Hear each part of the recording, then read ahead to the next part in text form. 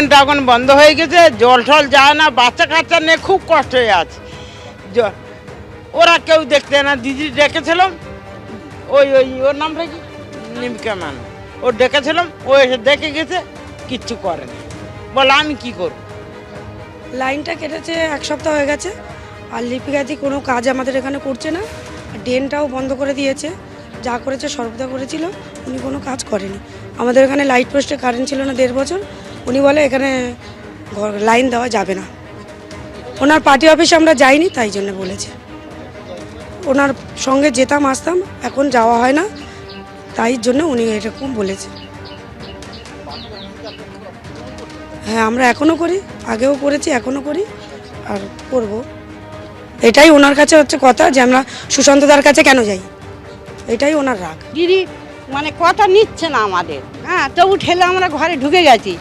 তখন বলছে কি যে ওখানে কল আমরা রাখবো না, খালপাড়ে কল দিয়েছি এতগুলো, সেখানে গিয়ে তোমরা জল নেওয়া না। আমাদের পক্ষে সম্ভব আমরা হাঁটতে পারি যে অত দূর থেকে বালতি হাঁড়ি টেনে এত দূরে নিয়ে আসবো? বলে আমি ওসব কিছু বুঝতে পারি, উনি বলতে পারেন। সে বলে কত কি বলছে, কি বলবো, খুব খারাপ লাগছে বলতে। ওনার নামে কিছু বলতেও চাইছি না, কিন্তু বাধ্য হতে হচ্ছে বলতে, যে এই গরমের সময় কেটে দেওয়া কি ওনার উচিত হয়েছে? কি উনি কি শুধু 1-2 জনের কাউন্সিলর না? আমাদের কি না? আমরা কি ওনাদের ভোট দিয়ে নিই? এখন কি বলবো, বা বলতে বাজে লাগছে। উনি যদি দেখে থাকেন তো ওনাকে বলবো যদি এটা সমস্যার সমাধান করে দেবে ভালো আমাদের। উনি তো একার কাউন্সিলর নন, একজনের নন, সবার কাউন্সিলর। আর এই অভিযোগ প্রসঙ্গে কি বলেছেন কাউন্সিলর লিপিকা মান্না, বড় চেয়ারম্যান সুশান্ত ঘোষ, তারই বা কি বক্তব্য? পরপর দেখো। তো মানুষের তো পরিষেবা দেওয়াটাই কাজ, মানুষের জলটা কেন কাটতে যাব আমি যদি ওখানে তো টোটাল 4টে কলই ছিল, আমি 24টা কল করে দিচ্ছি। এবার আমাদের নিয়মটা কি, যখন আমরা একদিকটা যখন সুন্দর করে তৈরি করে দেবো, তাহলে পুরোনো অবস্টাকেল ওটা আমাদের যেটা দিয়ে ডিস্টার্ব হচ্ছিলো, আমাদের ওটা সাফিসিয়েন্ট ছিল না বলেই তো আমরা এখানে এতগুলো কল করেছি। তো ইনসাফিসিয়েন্টকে আমরা কন্টিনিউ কেন করবো?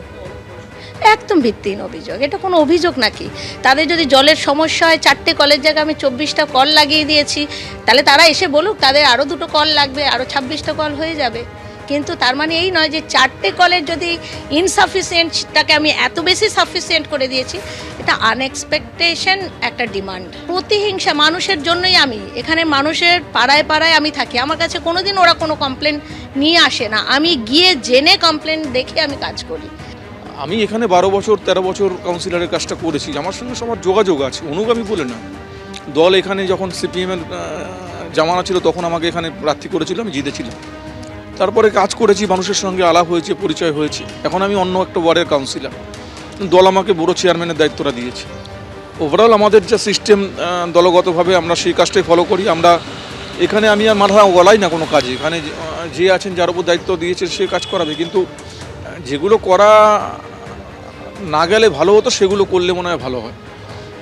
মানুষকে পরিষেবা দেওয়াটা আমাদের কাউন্সিলরদের প্রায়োরিটি। কলকাতা পৌরসভা বারবার করে বলছে যে মানুষ আমাদের যত ভোট আমরা কম পাচ্ছি সেসব জায়গায় বেশি করে রিচ করতে হবে।